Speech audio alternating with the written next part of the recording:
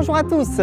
Aujourd'hui on se retrouve pour une émission en faveur de la Semaine européenne de l'emploi des personnes en situation de handicap. Et aujourd'hui je suis à Pessac en Gironde pour aller à la rencontre de Novacenco. Novacenco, une entreprise adaptée qui recrute 70% de leur personnel en situation de handicap, reconnue agence de communication digitale, d'utilité sociale et organisme de formation. Et vous allez voir, nous allons rencontrer des métiers à la pointe de l'innovation. C'est parti!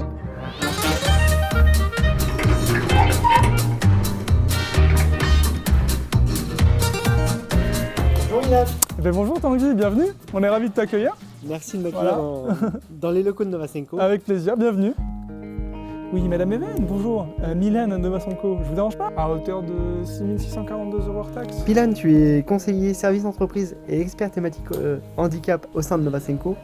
Tout d'abord, comment tu es arrivé à Novacenco? Eh bien bonjour Tanguy et bienvenue dans ces magnifiques locaux au sein de Novacenco.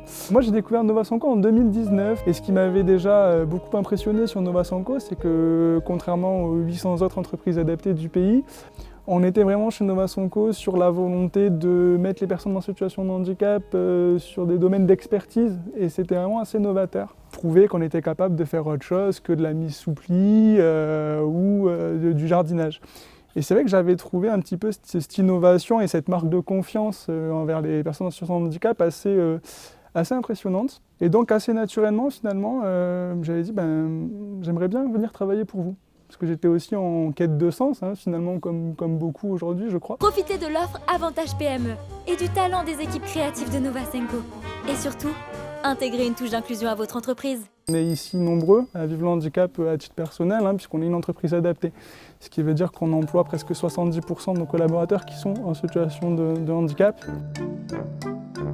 Il faut souscrire à hauteur de 6 642 € hors taxe de taux de main-d'œuvre.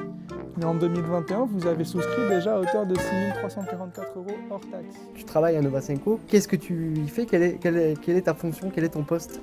Effectivement, donc je suis depuis janvier 2022 conseiller entreprise. Et ce qu'on fait au quotidien, c'est d'accompagner les entreprises donc, qui ont plus de 20 salariés à répondre à leur obligation d'emploi de travailleurs handicapés, c'est-à-dire à se fixer la barre des 6% de personnel en situation de handicap dans leurs effectifs. C'est une obligation légale? C'est une obligation légale.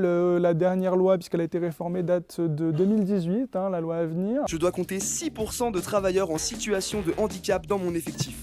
Et c'est vrai que quand on regarde les chiffres, on n'est pas bon, il faut être honnête. On est à peine plus de 4% dans le secteur privé, on est à un peu meilleur quand même dans le public, 5,8%. Mais c'est vrai qu'il y a un vrai besoin, pas de culpabiliser les entreprises. De sensibiliser peut-être? Absolument, absolument, mais tu as tout à fait raison. C'est-à-dire qu'on les a trop souvent culpabilisés. Alors que quand on regarde dans le détail, qu'on prend le temps d'être dans l'écoute, on se rend compte de quoi? On se rend compte qu'en fait, ils sont prêts à avoir cette démarche civique, mais qu'il y a un vrai besoin d'accompagnement.